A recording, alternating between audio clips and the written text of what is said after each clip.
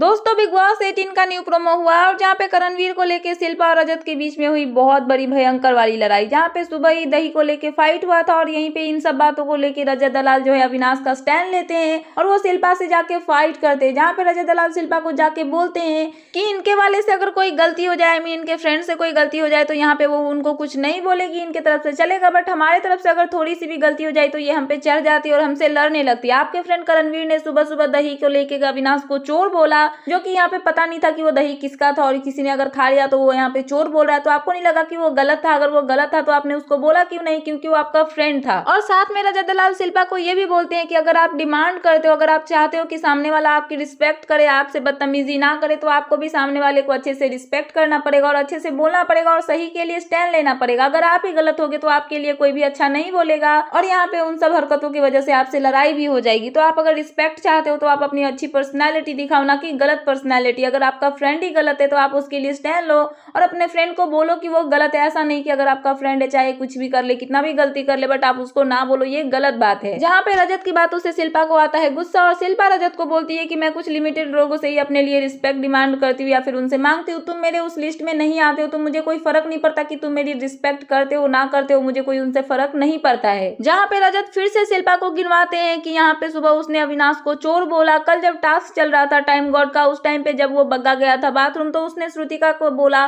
कि तू जा उसको सुसु करवा दे, तो ये गलत बात है। एक दिन पहले वीकेंड पे वो बोलता है कि मैं लड़कियों के लिए स्टैंड लूंगा, लड़कियों के अगर लड़की से किसी की फाइट हुई तो मैं वहां पे बोलूंगा क्योंकि मेरी माँ ये है वो है, बट वहीं पे नॉमिनेशन टास्क के दौरान वो ईडन के एकदम सामने जाके उस पे चढ़ के उससे लड़ रहा था। तो ये दोगलापंती है उसकी कि किसी के मुंह पे अच्छा बनता है और दूसरी तरफ में जाके वो किसी से लड़ाई करता है। जिस बात पे रहता है उस बात पे क्यों नहीं टिकता है, वो लड़ता क्यों है? अगर आपको लगता है कि आपका फ्रेंड गलत है तो आप उसको बोलो, बट कहीं ना कहीं आप एक नंबर की डरपोक हो, इसीलिए आप उनके खिलाफ नहीं जाते हो, चाहे वो गलत हो या फिर जो भी हो, आप अपने फ्रेंड का ही साथ देते हो। जहाँ पे शिल्पा रजत को चुप कराने की कोशिश करती है तो यहाँ पे रजत दलाल उनको जवाब देते हैं और वो बोलते हैं कि मैं जब तक यहाँ पे रहूंगा तब तक चौड़ में बोलूंगा, मैं किसी से डरता नहीं हूँ, आपके दम में आपके बस में तो आप मुझे रोक लो, बट मेरे हक में इतना है कि मैं बोलूंगा और मेरे को ये राइट है और मैं जब तक इस घर में रहूंगा तब तक मैं अपना मुंह खोलूंगा और मुझे जो सही लगेगा मैं वो बोलूंगा। और साथ में मैं इतना भी आपको क्लियर कर देता हूँ कि अगर मैं इस गेट से बाहर निकल के चला भी गया आपसे पहले तो मैं पूरे चौड़े में जाऊंगा, मुझे कोई फर्क नहीं पड़ता है कि कौन मेरे बारे में क्या सोचता है क्या नहीं सोचता है,